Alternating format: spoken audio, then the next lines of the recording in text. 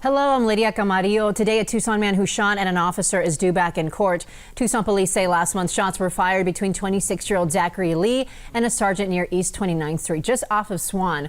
Lee was eventually arrested, but later released without bond. Tucson Police Chief Chris Magnus in particular was not pleased with the judge's decision to release Lee. Lee was taken into custody once again with a reinstated bond earlier this month. His arraignment is set for 1:30 this afternoon. After 2 years, the family of a missing Arizona teen with autism is searching for new leads. 14-year-old ALICIA Navarro's mom says she believes her daughter was lured by an online predator. A private investigator now re-examining the case says it is likely that Navarro is a victim of sexual exploitation. If you have any information about ALICIA, you're asked to call the number on your screen.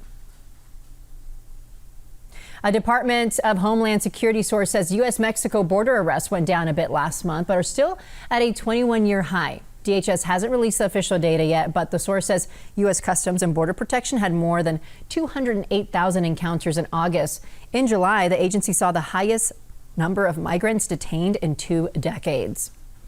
Some of our state's most vulnerable people are getting some support from the governor's office. Governor Doug Ducey announced the state will invest $1.2 million in vulnerable communities. The money will pay for counseling and other services for victims of crime. Those who are eligible can also use the money towards medical and dental needs, funeral and burial costs, and lost wages. Funding comes from the American Rescue Plans Act. Let's get a look at your forecast. A slight chance for isolated thunderstorms returns to the forecast today and tomorrow, along with slightly cooler temps. A weather system passing north of the area early next week is also expected to bring gusty winds and a few degrees of cooling.